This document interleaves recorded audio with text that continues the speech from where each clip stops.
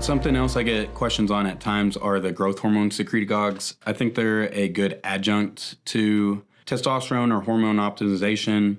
I do think hormone optimization needs to be first, and I do like you to have some sort of resistance training regimen when using these. They do seem to be super awesome in terms of muscle recovery and sleep. You sleep like a log on them, and they can give you weird dreams, which is sometimes a cool side effect, sometimes negative side effect, but they do a good job and help you feel, they just give you a little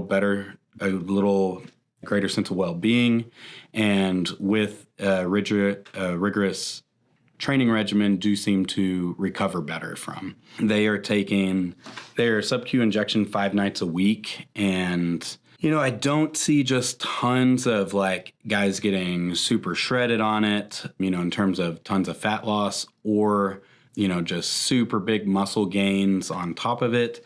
So that's why I use them more of like an adjunct, a guy that has already got pretty optimal hormones, that is working out pretty hard and still could use some benefit in terms of muscle recovery and sleep to get the most out of his workouts.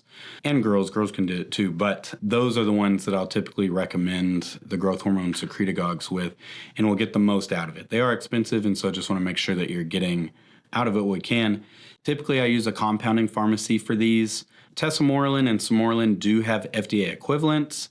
They're just not utilized very much, and the kind of biohacking community has been using them more for the growth hormone optimization.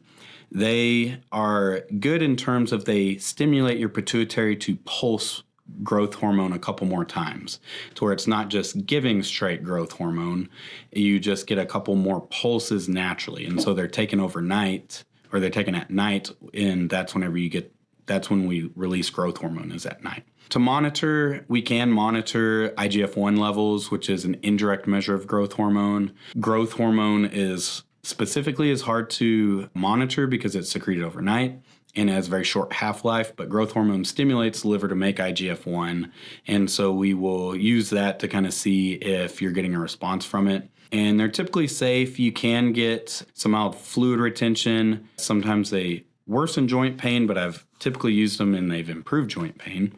And sometimes you can get kind of neuropathy type, like carpal tunnel, that kind of stuff. I don't typically see that with the growth hormones. That is coming from kind of the growth hormone literature, to where they are using straight growth hormone. But if we're optimizing growth hormone levels, then those are potential side effects. The theoretical risk is if we're optimizing growth hormone and you have growth hormone dependent cancer, that we could make it more aggressive. From the literature, this is kind of a gray area, because it seems that growth hormone optimization may be somewhat cancer protective and helping limit aggressive cancers, but just in the fact that we're optimizing growth hormone, I let guys know that if you had a growth hormone dependent cancer, that is something that we wouldn't use it for. And so I typically won't use it in somebody who has a history of cancer or has not gotten appropriate cancer screening or workup for anything that they've been worried about.